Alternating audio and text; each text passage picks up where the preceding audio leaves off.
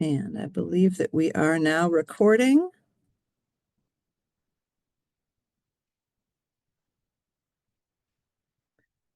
All right, it is 2 o'clock. I know we still have some people coming in, but we have a large group of folks with us today. So we are going to go ahead and get started. Welcome to the first of a series of Texas EPP support webinars. In this webinar today, we're going to be talking about legislation related to the Classroom Teacher Pedagogy Standards. We'll look at some of the key shifts in the standards themselves, and we will hear from a great partnership between an EPP and an LEA. My name is Beth, and I am very happy to have you all with us. So welcome to all of the educator preparation programs who are joining us today. We're so happy to have you here. We're just really excited to share this work. Some of you have been involved in this work for a while now, and some of you, this is going to be pretty new. So welcome to everyone. We're just very happy you're here. Couple things about our meeting norms. We are recording.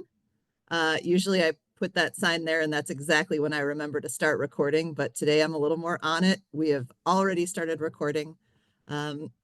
Please ensure because of that you are on mute. We are close to capacity today. So we've got almost 300 people registered for this webinar today.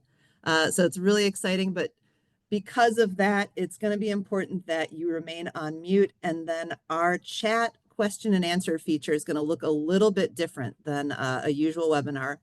We've turned off the meeting chat, and instead we are going to be using the Q&A feature. This will allow us to see the questions that you submit, which will be helpful when we get to the EPP-LEA partnership.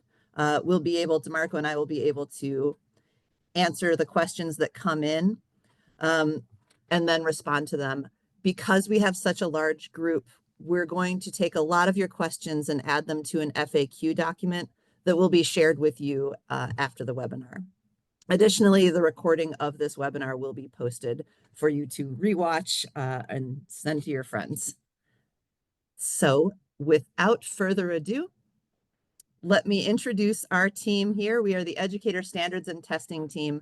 So anything related to educator standards and test administration is covered by our team. There's me in the corner. My name's Beth. I've been at the TA about 6 years. Before that, I was a middle school math teacher and also worked in an educator preparation program. So just very excited to be continuing this work with you. You will also hear from DeMarco Petrie, the Director of Educator Standards and Test Development today. And then some of the other team members may be joining us as well.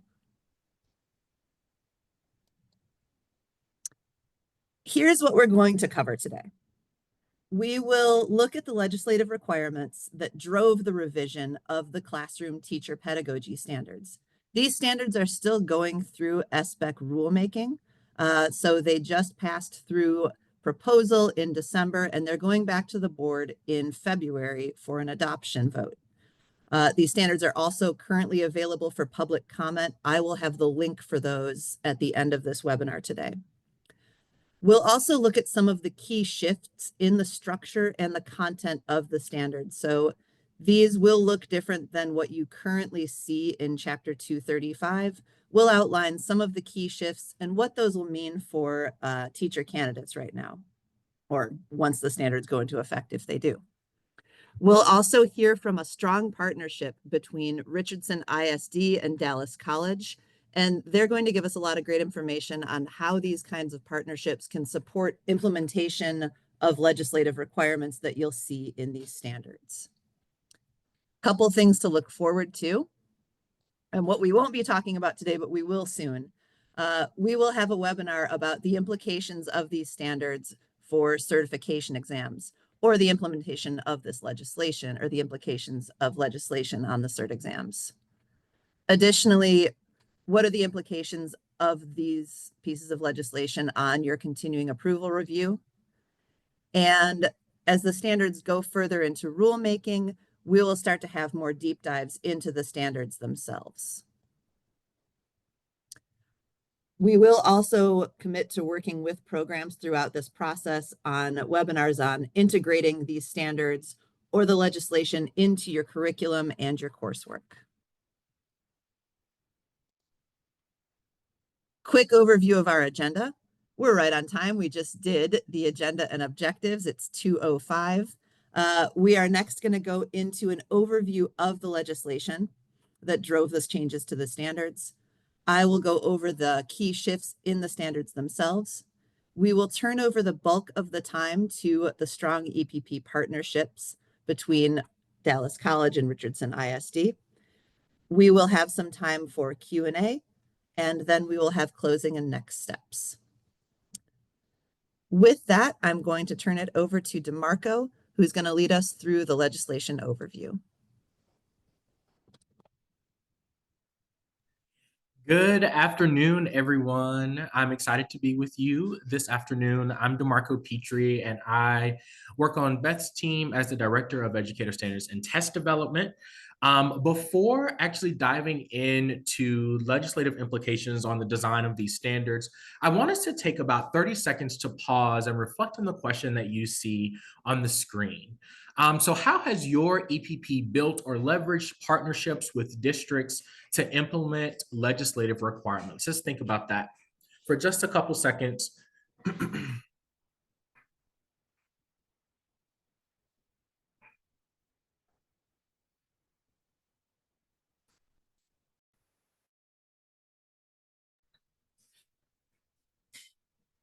While you're thinking, I am hoping that many of you are considering the work that your program has done to actually implement STR. That's one example that comes to mind when I'm thinking about how EPPs leveraged partnerships with districts to implement legislative requirements. So really the intention here is to call out that our programs in the state really engage in partnering with their districts to ensure that they're implementing legislative requirements. And so the same will be true or can be true for what we will see with implementation, potential implementation of our updated teacher pedagogy standards. I think I'm ready for the next slide, Beth. So speaking of those legislative requirements, legislation, as Beth shared, really serves as the catalyst for redesigning our updated classroom teacher pedagogy standards. So as it relates to the standards, the SBEC has worked to implement the pieces of legislation that you see on the screen, recognizing that HB 1605, HB 159, and SB 226 serve as the foundation for the draft standards that the SBEC in the field has reviewed and discussed over the last year or so. HB 1605 is what requires EPPs to train candidates on understanding and components of OER. HB 159 requires training requirements that would enable all educators to more effectively serve all students. And SB 226, requires training that would ensure candidates receive instruction in digital literacy best practices. So again, the kind of implementation of these legislative requirements by our SBEC essentially creates the perfect storm for us to think about how to incorporate all of these different requirements into our Chapter 235 teacher pedagogy standards. And the next slide. For additional context, there are two sets of standards that I think we're all aware of. So there are two sets of educator standards that work together and ultimately provide the foundation for teaching in the state. The Chapter 235 standards, which fall under the SBEC's authority, inform EPP curriculum and training, certification exams and requirements, and observation requirements for our teacher candidates.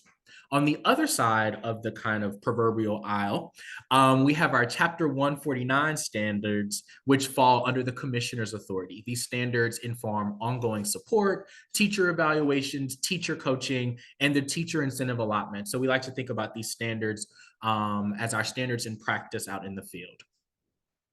EPPs, however, utilize both sets of standards to inform the training of novice teachers, really as recognizing as both sets of standards serve as a continuum of aligned preparation, support, and evaluation for education.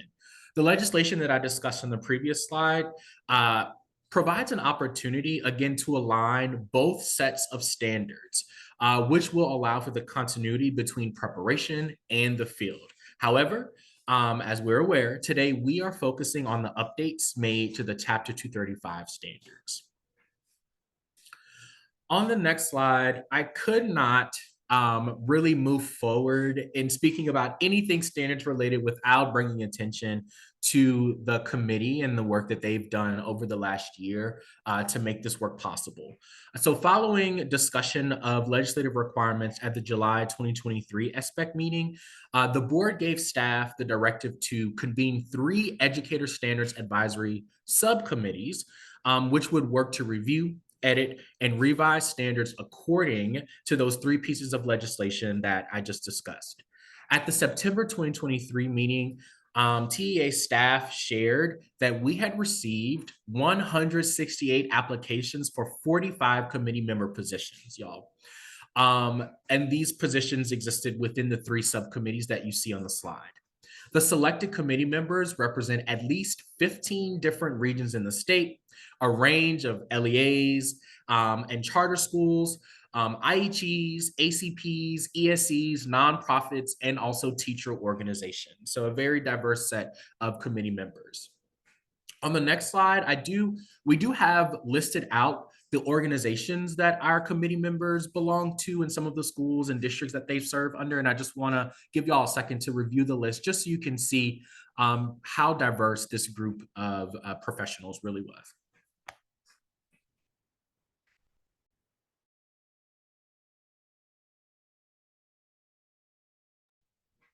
And special shout out to any of the committee members who are currently on this call. I can't see all of you, but I can feel the energy. I know y'all are there, but just really appreciate the work that this committee has done to ensure that this is a solid draft of work.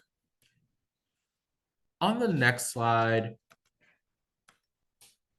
as I shared, the draft standards represent truly, a collaborative effort, an iterative process on the front of TEA staff, our SBEC, and committee members. These standards are informed by research and evidence-based practices for universal and specific content, educating all students, and the skilled use of HQIM, which includes open education resource materials. Ultimately, on the next slide, the intent behind these standards is to ensure that new teachers are ready for day one in their respective districts, that they are prepared to effectively utilize district-selected high-quality instructional materials, apply knowledge of cognitive science to customize materials to meet students' needs, and prepare and implement evidence-based instructional practices to educate all students. With that, y'all, context has been set. I will hand everything over to Beth, who will provide a deep dive into the key shifts in the teacher pedagogy standards. Thanks so much, DeMarco. All right, we won't go into the individual standards themselves, but I'm happy to share with you some of the big shifts that were made to this group of standards. So first of all, when you look at the standards, you'll notice that there was a change in the structure of the standards. Currently in rule, there are 6 standards: instructional planning and delivery, knowledge of students and student learning, content knowledge and expertise, learning environment, data-driven practices, and professional practices and responsibilities. In this revised group of standards, instructional preparation is its own standalone standard, and it's really built out into greater detail. We'll go into that in just a little bit. Instructional delivery and data-driven practices are combined into one group of standards because of this connection between instructional practice and instructional delivery and assessment. So those are combined under one group.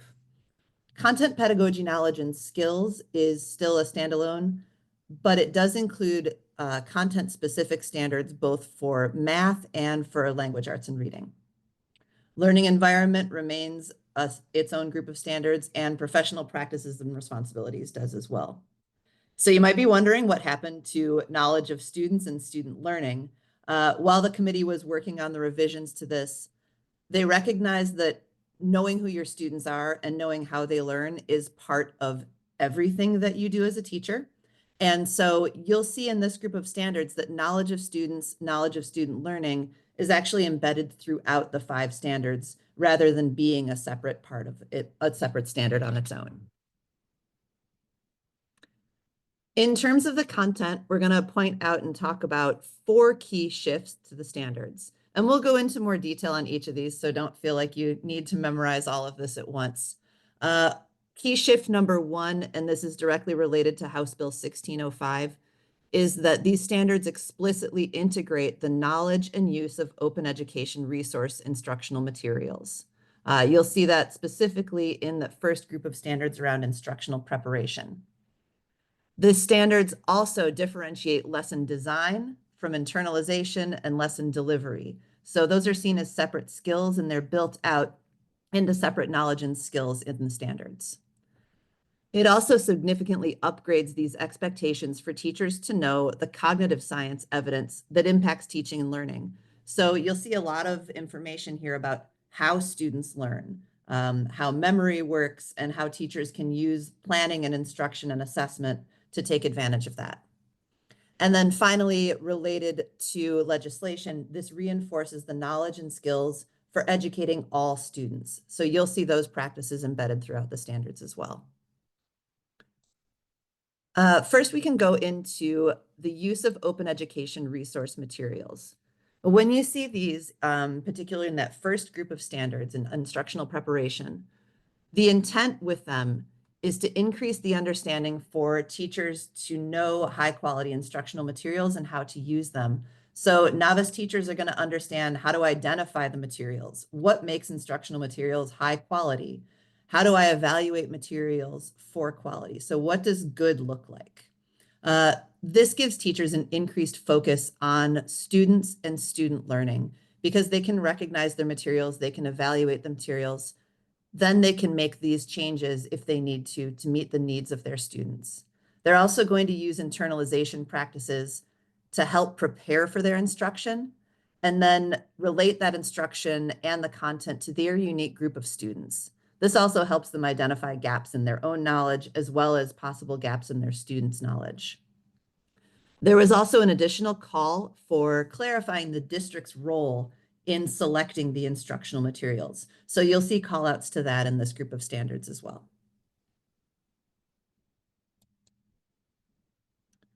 The next key shift, and this one we'll spend a little bit more time on because I can say that this is where most of the discussion has taken place. These standards have been, by the way, in front of the SBEC 3 times for discussion, where we've heard a lot of input from stakeholders.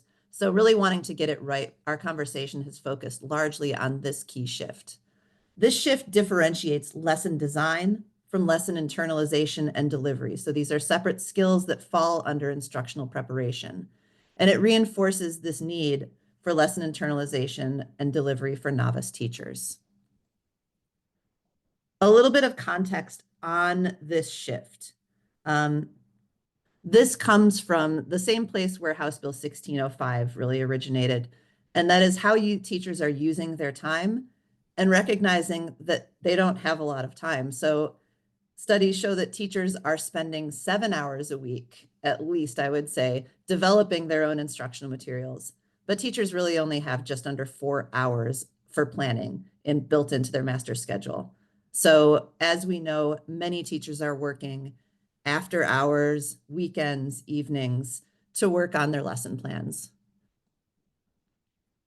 Despite all this hard work that teachers are putting in and despite all this extra time, students are not receiving consistent grade level content. So teachers are working really hard, but students aren't consistently exposed to challenging and grade level materials. This is where this focus on using high quality instructional materials come from. The way that we've been looking at instructional preparation, initial lesson design, and the use of curriculum is that initial lesson design, so teachers making lessons from scratch, is one of several pieces of instructional preparation. It's part of preparation, but it's not all of it. It's also time consuming. Those of us who have done it, probably everybody on this call, knows that it does take a lot of time. And it's also challenging. I think it's challenging for all teachers, especially novice teachers, and to get it right consistently is really hard to do. So we think of instructional preparation as this umbrella skill under which teachers need to, one, know how students learn, and then they need to know their learning processes and they need to know their content. So that understanding is critical to being able to understand how to plan for instruction. Then we get down to their instructional materials. So teachers need to know how to evaluate their materials, select the right kinds of materials, and customize them. Also, if they are in a district or a subject area or grade level that's not using a high quality instructional material, the teachers need to know how to design initial lesson plans. So that is an important skill in here. And then finally, whatever materials you're working from, lesson internalization and rehearsal is this essential piece of instructional preparation.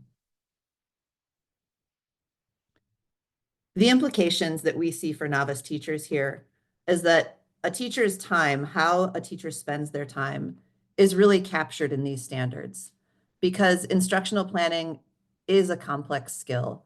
It requires knowledge and skills beyond writing your lesson plans. And then lesson planning, lesson design is a component of instructional preparation, but it's not all of instructional preparation. This also allows teachers and programs to emphasize these activities that are directly related to teaching and learning. So teachers are able to focus more of their time and attention looking at things like, who are my students? How do they learn? What is this content, this essential content that I need to get to them, and how do I best do it?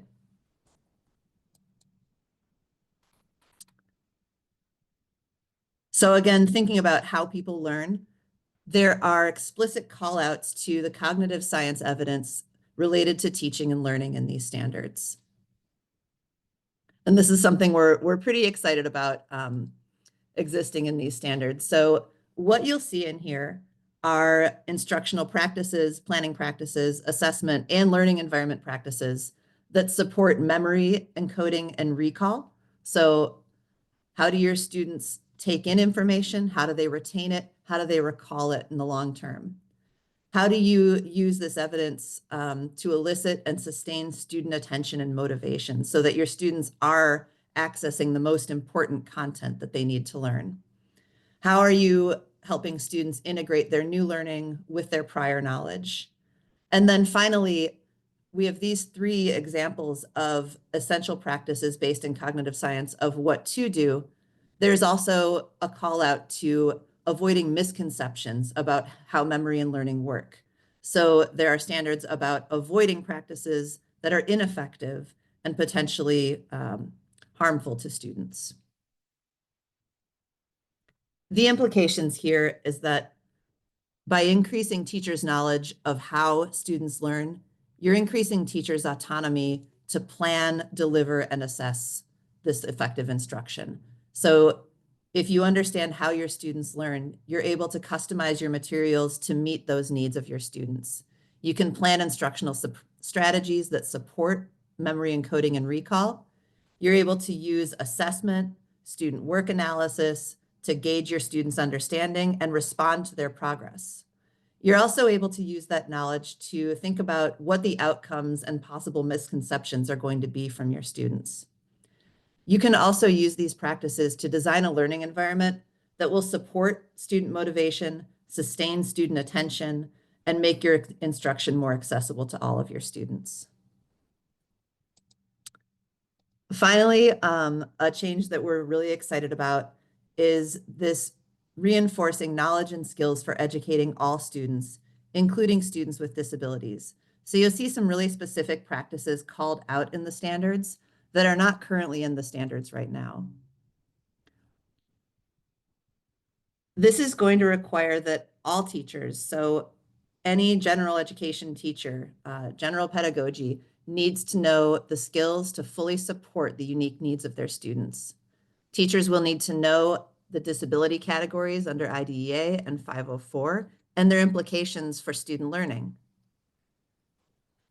They're also going to require that candidates are prepared in assessing background knowledge, linguistic differences, and student learning needs. And there will be clear expectations outlined in the standards for how to implement an IEP.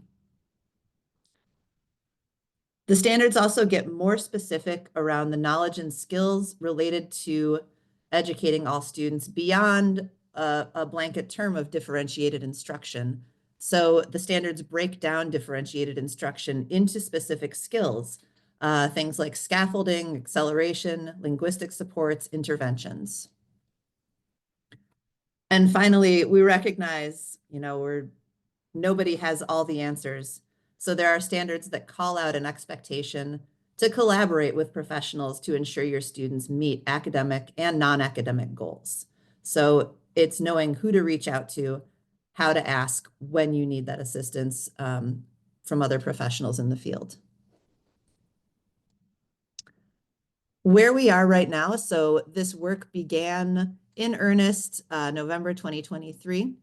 And we've been going through the rulemaking process, and again, hearing as much as we can from stakeholders to make sure that these standards are doing what we set out to do.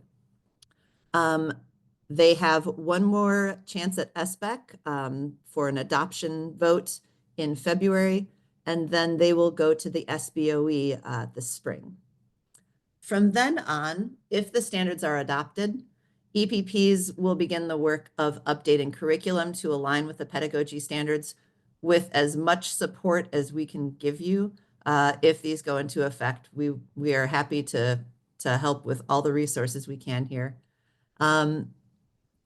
The first time you will see these standards on an assessment will likely be in 2027. So there'll be a long runway for that to implement the standards.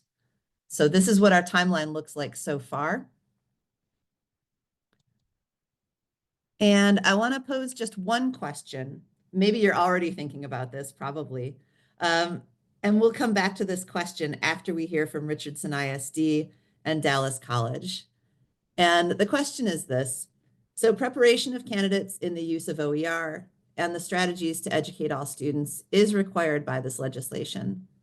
So thinking about these requirements, and the standards spell out the specifics of the requirements, what can EPPs be thinking about now and doing now to start preparing for this? And I'm sure you have a few ideas going through right now.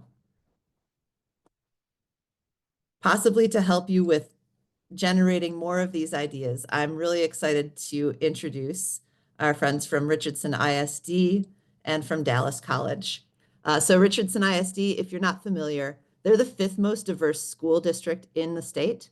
They serve a vibrant community of students, represent a wide range of cultures, languages, backgrounds, and they've been partnering with Dallas College. They're fostering innovative pathways for educator certification.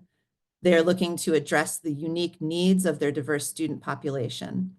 The collaboration here highlights the shared dedication of both of these institutions to creating equitable opportunities for aspiring educators and ensuring a high quality of education for all of their students.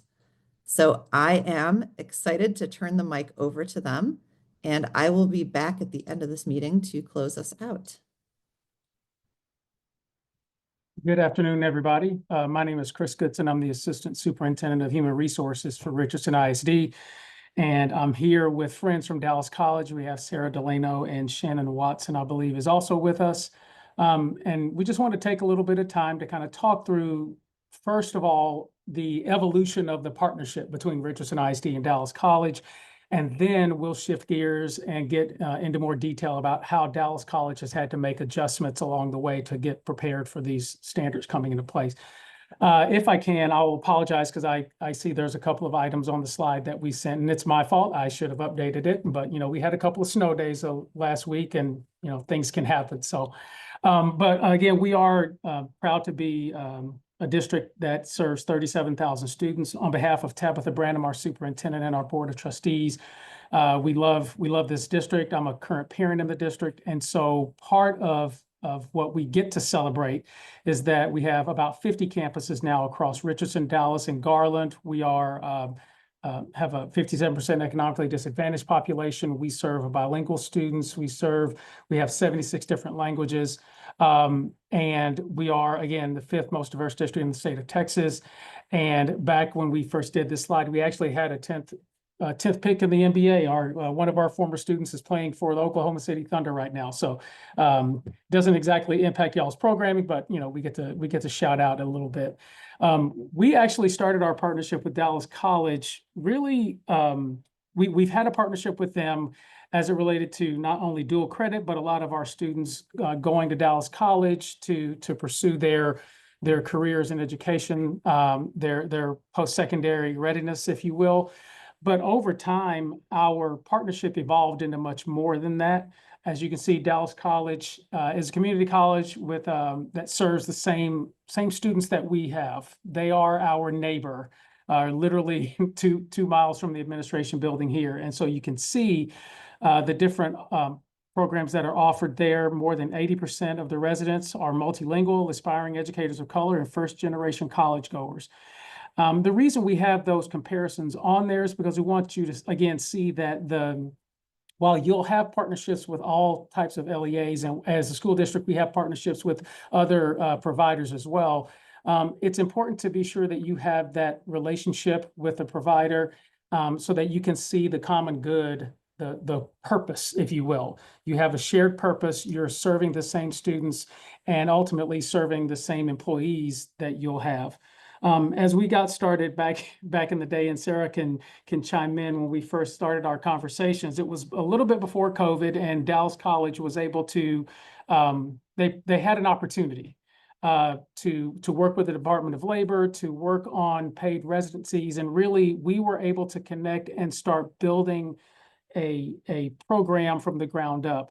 And what I really appreciated about that, and we as a district appreciated, is that it wasn't a matter of what could Richardson ISD do to implement Dallas College's program. It was Dallas College representatives from RISD, including HR, teaching and learning, the budget office, professional learning, having multiple meetings throughout the course of several months to really talk about what is our philosophy for preparing our educators. What is our philosophy behind what our students deserve and what they should receive in terms of quality instructional practices in education? And as we took those months to build that together, by the time we got to the implementation, we were lockstep. We knew what Dallas College would provide and support. Dallas College knew what RISD would provide and support as it related to the candidates. And that groundwork really is what led us to this conversation today. I know, again, and I see other partners for Richardson ISD on the call. We very much value any partnership we can have. And I know as many of you have worked with school districts, you're valuable to them too. This is really just an opportunity to show how through those several meetings, many are virtual because COVID hit right in the middle of that. And as we started looking at teacher shortages, started looking at, okay, what can we do to continue finding, redefining the pipeline at the time. Because that's what we had to do. The traditional pipeline was not meeting our needs. We had to create our own. And so through different partnerships, we did that through this one in particular with Dallas College. And so what that really did is it laid a groundwork not only for the initial programming and opportunities with Dallas College, it also set the stage for additional opportunities, which is kind of leading us to today. As different things change, I guess, in terms of the trajectory, the landscape across TEA, the landscape across legislation coming forward, what I know I can always depend on is Sarah and her team to go, hey, Chris, we want to talk to you about something. We know this is on the horizon. We just wanted to see what your thoughts were. If we were to make some adjustments to our programming, how would that work with Richardson ISD? That's really the game changer for us, as it is for y'all as well. And so then it went to not just what changes are happening, but what that would look like in our district and how that would look in our district, how that would work for the future educators who want to work in Richardson ISD. And ultimately knowing that we have this solid foundation and relationship to live off of, that's really what brought us to where we are today. So I'm going to go ahead and turn it over to Sarah Delano and Shannon Watson. They'll talk in more detail about some of the adjustments that they had to make from a programming perspective. Great. Thank you so much, Dr. Goodson. It is wonderful to see all of you this afternoon. It has been such a pleasure partnering with Richardson ISD in our program. And I just, as you heard from Dr. Goodson, when we were first starting our partnership, I think the first thing that I want to talk to all of you about is the initial conversations we had where we were aligning around which teacher preparation competencies we should prioritize in our program. And these were during these design meetings that we had with Richardson ISD in 2021. And one thing I'll say is Dallas College is a new program. And so we were just launching our upper level bachelor's coursework as we were launching our partnerships with ISDs. And so what we did is we came to the table with our thinking around which teacher preparation competencies we should prioritize. And then we asked for feedback from our school system partners. One of the teacher preparation competencies that we were considering was this competency around curriculum literacy. And what we knew as we were launching our program is that in Texas, many school systems were in the midst of a paradigm shift, whereby instead of having teachers individually design lessons, many school systems across the state were adopting open resource instructional materials and then supporting teachers to know how to implement those materials effectively with their own students. And so I remember one of the very first conversations we had with Richardson was this conversation around, to what extent is this happening in Richardson? And if we were to rethink the way we are preparing teachers here and not focus on novel lesson planning throughout all of our coursework, but instead focus on curriculum literacy, would that meet the needs of your school system? And I know at that time, Dr. Goodson, you all were really piloting those open resource materials and had given us feedback that that would be incredibly helpful. And since that point in time, Richardson, as is the case with many other school systems, are now utilizing open resource materials, especially in ELAR and math across most of their elementary campuses.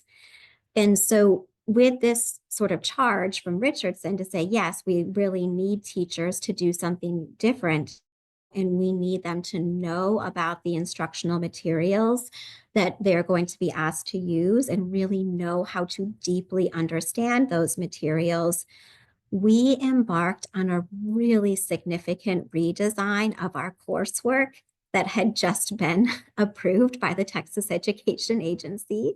So we had it and then realized that it wasn't going to meet the needs of our school system partners. So we went about redesigning it. In just a moment, I'm going to turn it over to my colleague Shannon, and she's going to walk through some of the specific coursework shifts that we made. But before I do that, I just want to share a little bit of my perspective as a dean at an ed prep program and some of the actions that we needed to take to support this work. Just as it was new for teachers to say, hey, we know since forever, your role has been to design lessons from scratch, and now we are asking you to do something different. And there are many philosophical conversations and sort of heated debates about this. That exact same dynamic was at play at Dallas College. And so the approach that we took was really to engage in this dialogue with our faculty members head on and multiple times. And so the way that we started with this was just to talk about, why is this shift even happening? what are the results that we're seeing with students that is leading there to be this push for high quality instructional materials. So to really go through what's the why behind this, and then also to clearly connect this shift to high quality instructional materials with research-based best practices. And I think that this is absolutely critical because the truth of the matter is these high quality instructional materials are not new. They are grounded in decades of research about how students learn. And what is new is this research has been packaged together in a way where teachers can use these tools with their students in a way that is not going to require them to spend hours and hours on the internet trying to figure out how best to support a student. And so I think that's one thing that as we started to have conversations with our faculty members and say, look, this is the research that undergirds these high quality instructional materials, that was really beneficial. And so we first talked about why they matter, what's the research behind them, and then we went through a process of actually updating our coursework to incorporate high quality instructional materials really throughout our program. And so what I'm going to do now is I'm going to turn it over to my colleague, Shannon Watson. She's the Associate Dean for our School of Education and really led this work. And she's going to walk you through concrete examples of what our coursework looked like before this shift and what it looks like now.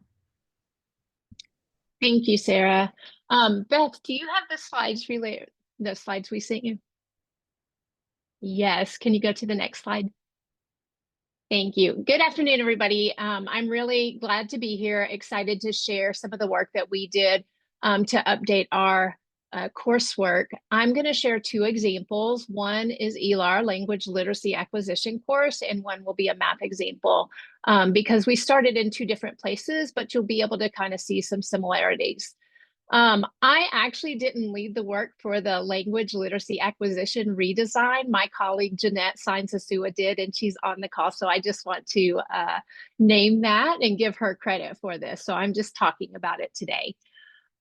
So one of the first things that we had to do in this course to redesign it was actually identify a textbook that aligned with the science of teaching reading.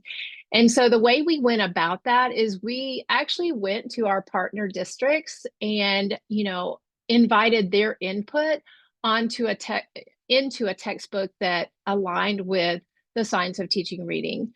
Once we got that input, then we took it to our faculty and did some work with them for them to review it and actually make the decision to adopt that text. So you can see that there. Additionally, what we did was identified that our districts were starting to adopt Amplify as an open resource, high quality instructional material that they were using. And so we explicitly named that was going to be required in our course in the language literacy acquisition and even in a later course as well. And so we wrote that into the syllabus and provide access to our students for that. Next slide. This shows a summary of the assignments that were in this course before the redesign and then after. And so you can see before the redesign, there's a lot of focus on discussion, on quizzes, on writing a paper, traditional assignments that you might find in a college course. You can also see the final assignment. There is a lesson plan and demonstration. Not a bad assignment because that is something we want teachers to be able to do, right? But you can see after the assignments are pared down. There's much more focus on the literacy skill implementation videos. And so what this is students are actually learning about specific strategies to support students in literacy.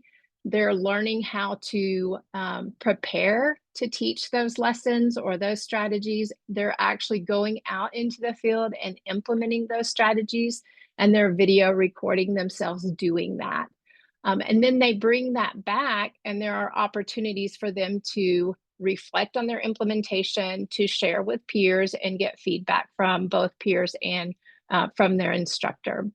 In addition, we still have that final project, which is an Amplify lesson video. But instead of students creating their own lesson plan from scratch, they're actually using the high quality instructional materials, the Amplify materials, to do that work. So you can see here that there has really been a shift from maybe more knowledge-based assignments to more focus on practice and implementation. Like, what does this look like in practice? And I will say the focus on practice, like our instructors, support students with the planning and preparation as well. And so this connects to what the question Beth asked earlier about, use of open source materials and strategies to educate. And that's what we're really focusing on here. Next. And Shannon, Yeah. I want to name just one other thing about the evolution of this before you go on to the next slide.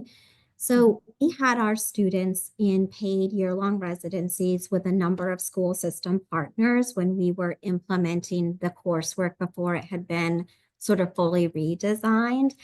And our faculty members were out in schools observing students, and we were receiving feedback from our school system partners like Richardson. Overwhelmingly, our school system partners, our faculty members were saying that our students in their residencies were not demonstrating the ability to teach kids to read. This was incredibly alarming to us. And as we looked into this, number one, we saw that we didn't have the right textbook that was really focused on the science of reading. And then number two, we came to understand that we were not providing our students nearly enough practice in how to actually effectively deliver literacy lessons. So they didn't know how to do this. And so in addition to having significantly more practice that's tied to assignments, our faculty members are also modeling effective literacy instruction in the coursework as well, in a way that had not been a focus previously. Thank you, Sarah, for that context. Next slide. So this is just a little bit of more detail about the assignments.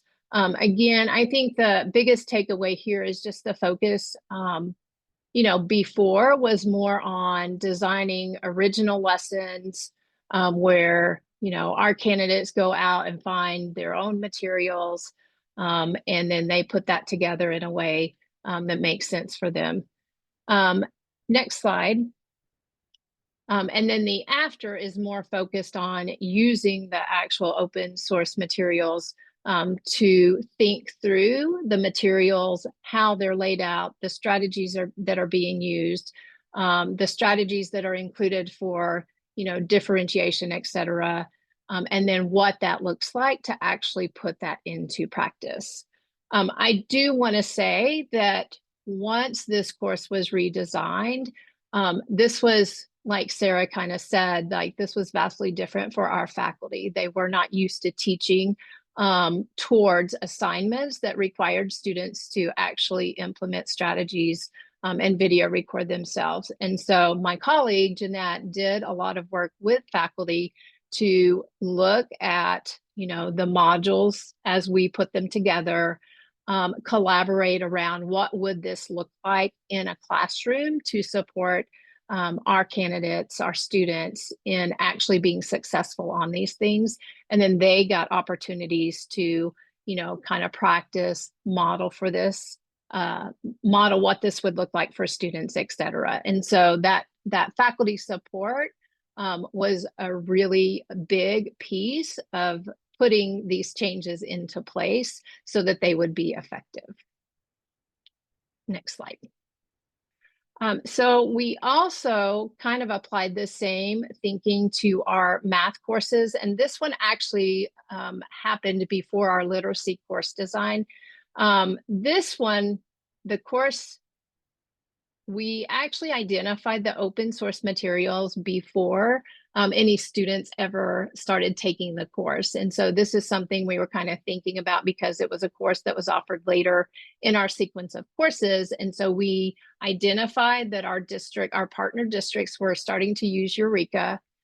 It was open source, so we were able to give our students access to it, and we went ahead and put it into our syllabus from the very beginning. And so we were starting to introduce them to these materials and how to use these materials.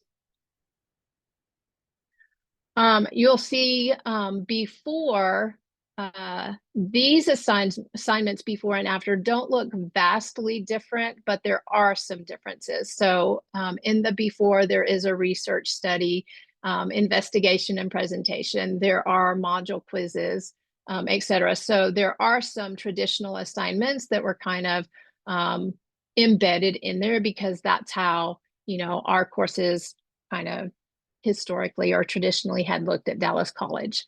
After the redesign, after engaging faculty in a lot of the why behind the shift, when they were ready to make more of a shift from those traditional assignments, you can see that there's much more focus on high quality instructional materials. So we have some modules where we teach students, what are high quality instructional materials, what is the rationale for using them, what are the research-based practices that undergird those materials, et cetera. And so we have those modules in there. We also have a teaching experiences portfolio. It was in there from the beginning because we knew we wanted to focus on the practices of teaching, but it looks a little bit different in the after version. We also have a lesson plan analysis. So again, shifting from creating a lesson plan to actually taking a lesson plan that has already been created through, the curriculum materials and like looking at specific aspects of that. And really that's focused on, can I take a lesson plan and internalize it? Do I know why the strategies that are in there, why they're in there? Do I know how to use the strategies that are in that lesson plan? Do I know how to make modifications to them based on the needs of my students? Do I know what's high priority in that lesson plan? And do I know if I'm running out of time, like what I can afford to, or what I can, kind of get rid of because it's not as high priority. So things like that. Next slide. Again, this is just more detail on the assignments. So before, you can see we had weekly lab time reaction papers, and this is where students were going out. They might be observing in the field, and so they were writing about their observations. Module quizzes, like I said, we did away with that in the after research study and investigation. We did away with that. We still have the teaching experiences portfolio. Next. And this is after. So just pared down and really focusing on using high quality instructional materials and focusing on what does it look like to implement those in practice.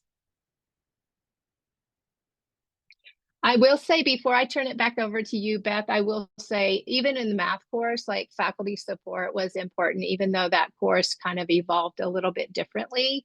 And I did, where my colleague Jeanette kind of focused on literacy, I focused on math. And so I continued to support faculty in understanding like what do these things look like to support students in learning the practices of teaching rather than just focusing on the knowledge. And I feel like that faculty support is ultra important. Thank you all so much. That was just very helpful.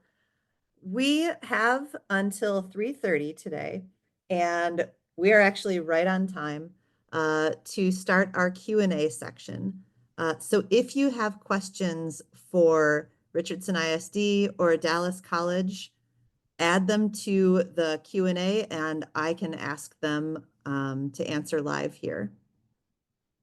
So Beth, I wonder Jessica, if that's one that's Beth's actually addressed. I think Dr. Goodson, I Yeah, would thank love to you. know kind of, well, one, I would name that the SBOE has developed a set of approved rubrics to evaluate high quality instructional materials.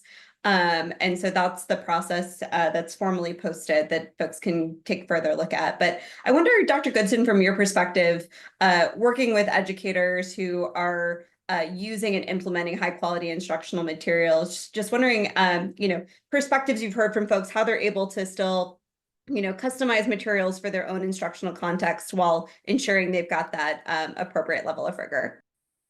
Yes, thank you. I think the emphasis goes back to teachers knowing their students, understanding what the challenges are that they face and what they need. From a district level perspective, we provide as much support and structure to the teacher through professional learning, knowing that it's at select campuses, even when it comes to, for example, a district-wide day where we're providing professional learning. Teachers who are using HQIM and these materials have a completely separate professional learning session that they attend. It is usually coordinated through our different departments, our math and ELAR department. They have become experts on the dual curricula that we're using, and it's a way to customize the kind of learning that the teacher has while letting them know this is the way to embed the autonomy that you need. This is how to take the structure of the trainings or the modules that are required, incorporate that into here is how Richardson ISD expects this to be delivered. And then the next part is, here's how you take all of that, and then you look at your students, you look at their data, you look at how this small group can work, you look at where they are on their trajectory of learning, and that's how they still feel like there's ownership from them as the teacher. Yes, there are structured aspects of the curriculum that they have to follow, but it is not open to page 10 and read from here to here. Does that make sense? It's a juggling act, yes, but because we provide them with the professional learning and the support, we help them figure out how that works. We actually have specialists within each of the departments that are assigned to these campuses so that they stay focused on, okay, if I'm working at this particular campus using Eureka, then here's what that can look like. That's just one way that we approach it. That's super helpful, Dr. Goodson. Sarah, I wonder from the educator preparation program lens, if there's also ways that you kind of continue to reinforce that. It's interesting. I think that if our faculty members were here, they would say something very similar as what Dr. Goodson communicated about the way they talk about this to our students, right? And the big piece of this is understanding that high quality instructional materials are a critical tool for you in your tool belt. One of the analogies that we use is like if you're a carpenter, you don't first have to make your hammer and nails and then use them. Your hammer and nails are provided to you and then you build the house, right? And so in the same way, even if you have high quality instructional materials, there is so much that you have to do to understand the individual circumstances of your students and know how to reach them. And that's really such, one of the most critical aspects of teaching, and that aspect is there. And I think it gives teachers even more time to spend there. Mm-hmm. All right, thank you so much. We have another question for Dallas College. Are all Dallas College teacher candidates required to complete these activities, or only those seeking certification in Core EC6, 4.8 ELAR, and Math 4.8 and 7.12? If not, what materials and resources do you have for other candidates to use in their implementation videos? Yeah, so we are certifying right now in EC to 6 and then bilingual in SPED. So all of our students do go through, do have to complete these assignments. Right, thank you.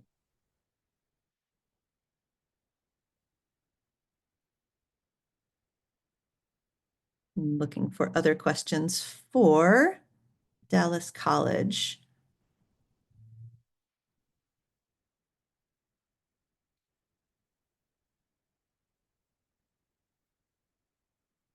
Any other questions to add? I'm seeing questions specifically to accessing Bluebonnet materials. We're happy to help you with that following the webinar.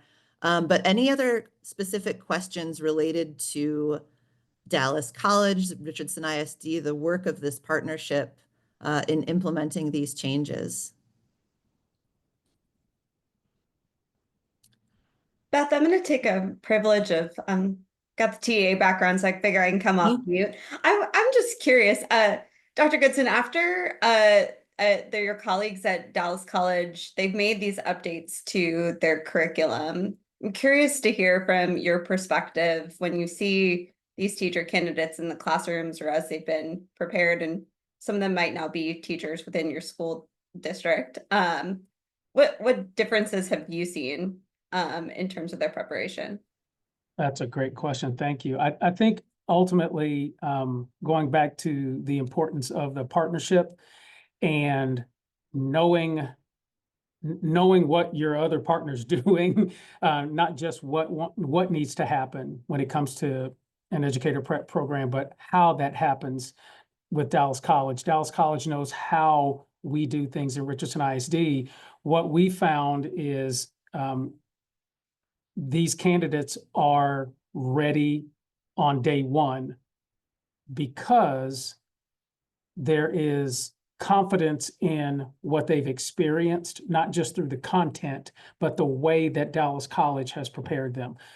Part of our partnership is making sure that there's a quality internship, residency, student teaching opportunity. Dallas College knows the teachers that we select as the mentor teacher, the master teacher to work with those candidates. That person is ready to go, right? That person truly is showing this is what quality instruction looks like. This is what quality instructional planning looks like. And here's how it looks in real life. Whether it is shadowing or team teaching or having a day of subbing in the classroom so that you can put what they're learning into practice, it provides a stronger foundation for that candidate. And so that's why for all of the candidates that we got to see, not only through the residency, but through these other opportunities, we're looking at a 90% higher rate for candidates who've gone through Dallas College. And it's because they know what they're getting from Dallas College, but they also know what they're getting from Richardson ISD. And so part of the importance of the partnership is just knowing here's what to expect. Here's the consistency in how I get support and guidance from Dallas College. Here's the consistency that I get from training and support from Richardson ISD. That really is ultimately probably the most important aspect of any kind of partnership. Again, we have lots of partners with other providers and we love them to death too. We couldn't do what we do without them.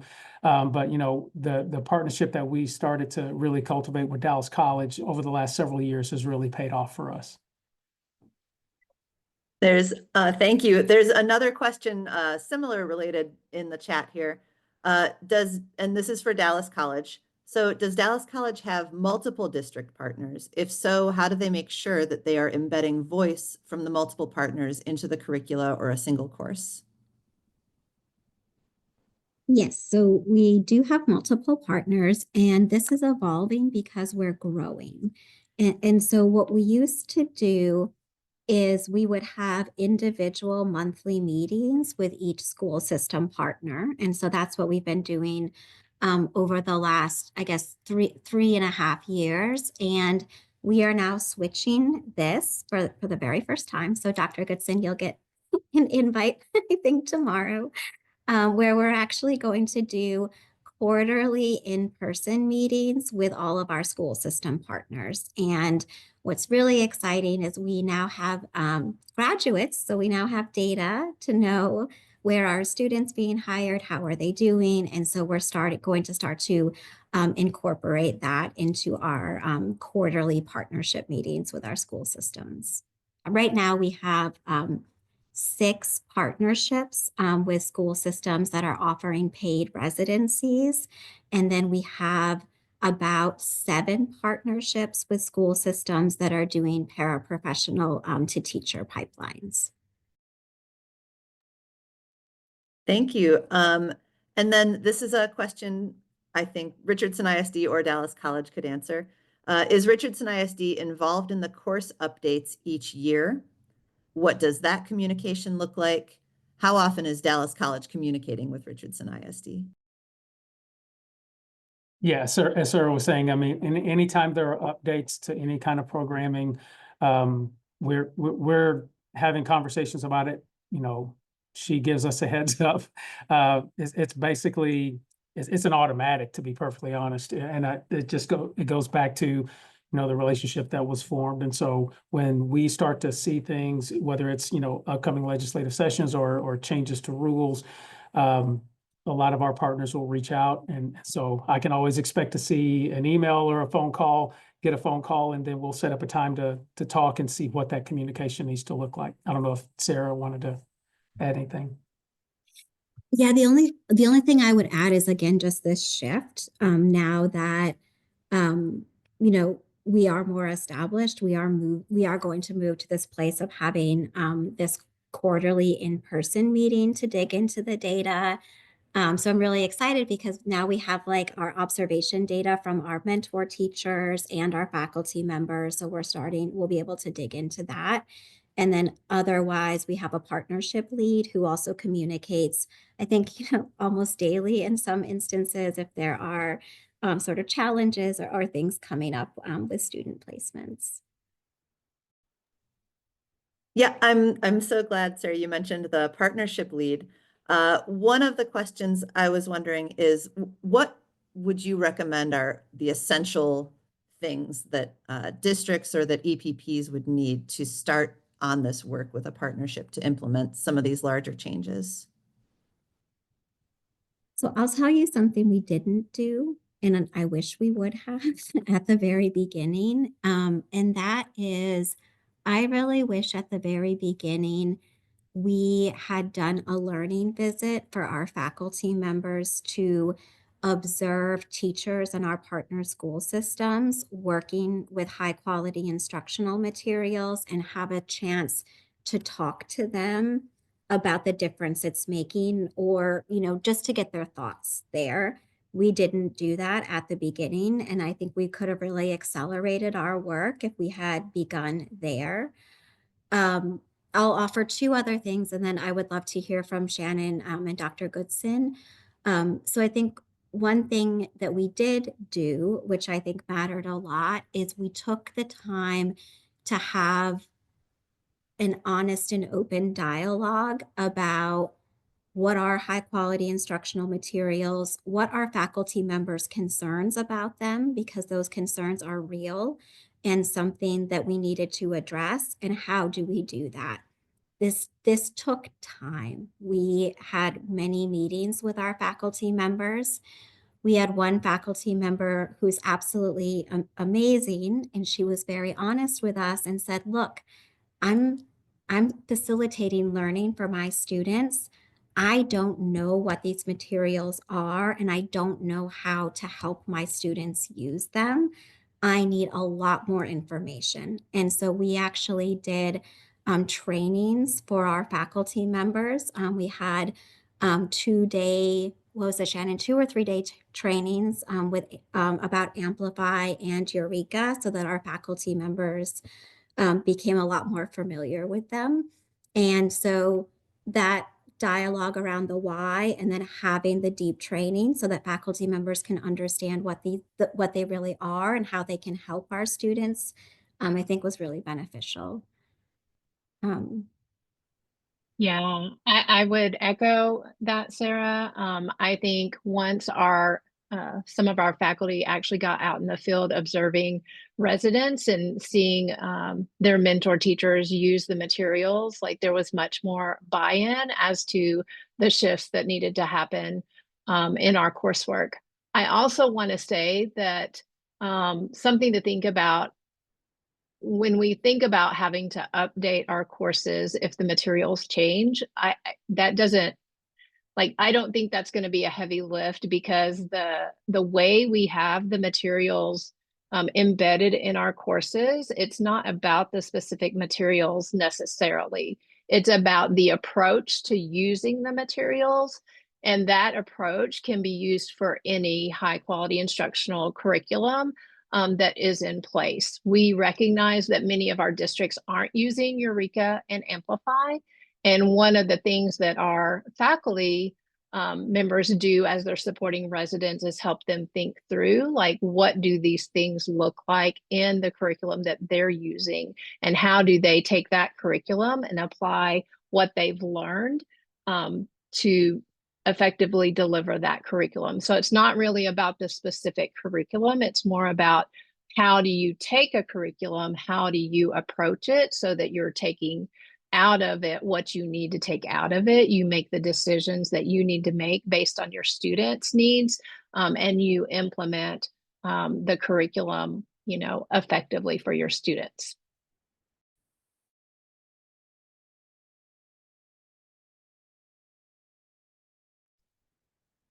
Thank you. I appreciate that answer too. And I think we could say the same with the standards themselves, that it's not about a particular curriculum, but it's knowing how to use curriculum well.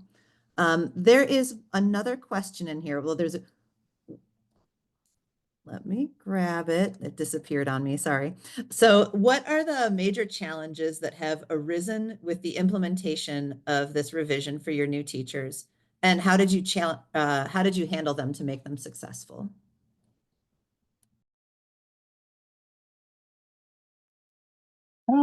I think it's a good question.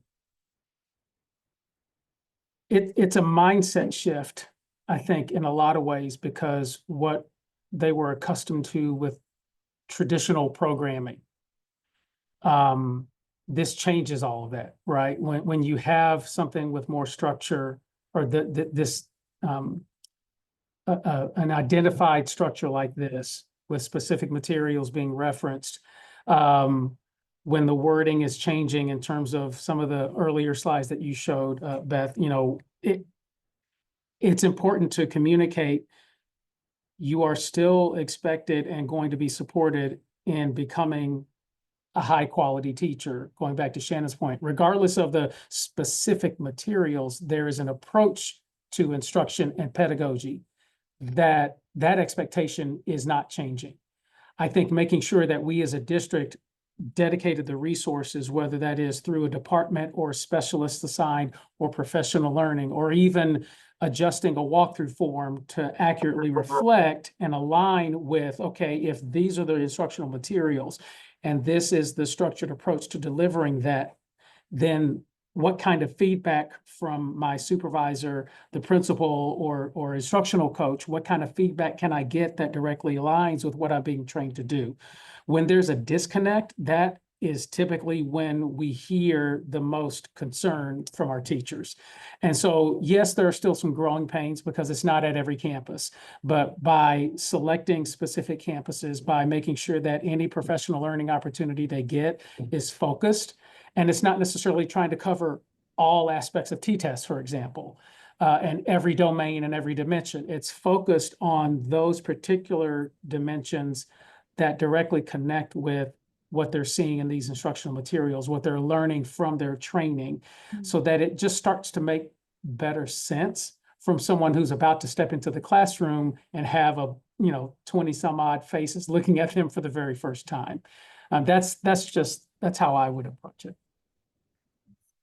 Yeah, and I can speak to one challenge that we've had in terms of supporting students as well, like our own students. Then I'd love to hear, Shannon, if I'm sure there are other challenges that I don't know about, but I would like to hear your perspective too. I think that one of sort of the shifts that we've needed to support our students and faculty members with is this shift around spending time not on developing, and it's like developing a lesson or looking for a resource online. And then that time actually needs to be spent to prepare to effectively deliver instruction. And that sort of, I know folks kind of call this that internalization process. Number one, that takes a long time to internalize a lesson, because our students for a math lesson are going through all of the math problems that their students are going to do during the lesson. identifying where might a student have a misconception and laying out how am I going to address that. That takes a lot of time. It's valuable time. It is also something that I don't think in teacher prep we have explicitly taught and said it's going to take you a lot of time to do this. And so one of the shifts that we made is it's different for our faculty members too when they're going out to understand how well did my student really prepare for this lesson. And so in our observation tool now, we are asking faculty members to look for evidence of, did a student really internalize this lesson? Do we have evidence of that? Do we know that they're prepared? And just emphasizing that it's that preparation that can make or break student learning. And that piece matters a great deal.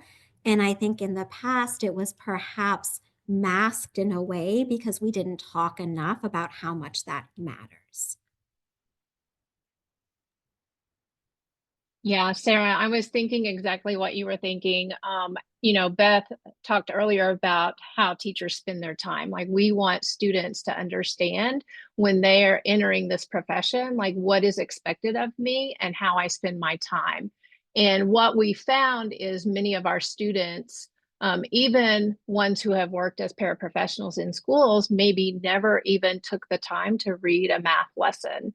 And it can be very overwhelming when you start to read a math lesson and really start to analyze it and internalize it. And so we've had to support our students in doing that because that, like Sarah said, takes time, and it's you know, a lot of brain power that they have to put into it in order to make sense of a math lesson if they've never even looked at a curriculum before.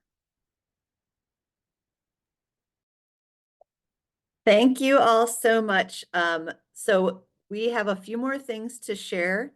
So that will be our last question. But if your question didn't get answered, we will follow up and make sure that we do provide answers for your questions. Now that you have heard from these fine folks, maybe this answer changes. Maybe you can think a little bit differently about what your program can do to prepare for implementing these legislative requirements. And to help you get started, we have another webinar alert coming your way. This one's coming up next week already. So this is an introduction to the research-based instructional strategies. And you'll learn purpose and construction of, we call them the RBs, and I giggle every time I say it because I think about roast beef sandwiches. But we call them the RBs, the research-based instructional strategies. You will get into specifics of these practices and their alignment with the high quality instructional materials. And then you'll identify ways that maybe you're already integrating this work in your programs and ways that you can further integrate the RBs into your program. So this link is in our EPP newsletter. We can also add it to the Q&A section so you have access to it.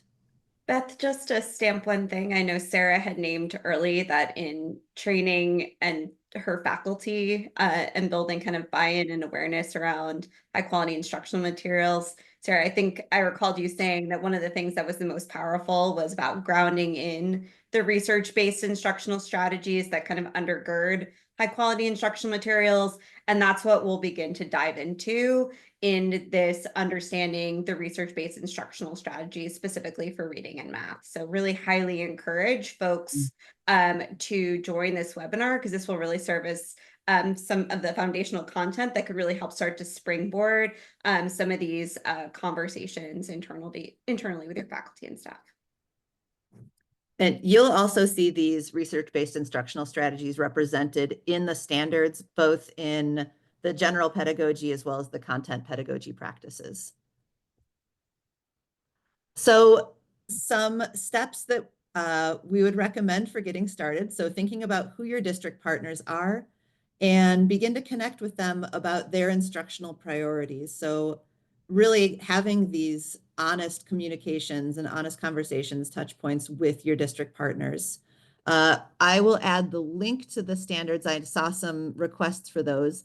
The standards latest version are out for public comment, so please do take a chance to read them. We're looking forward to hearing from you on those. And then yes, attend this RB's webinar. It's going to be a good one.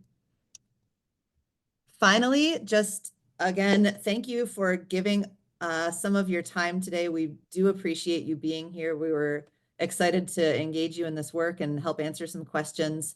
I have a survey where you can ask more questions, help us plan for the next set of webinars, and I will add all of these links to the Q&A shortly. I'm not able to do two things at once, but I will do that right away. So thank you all so much for being here. Big thanks to Richardson ISD and Dallas College for being here. We so appreciate all of your insight today. And we will see you soon. Okay, I'm going to get stuck.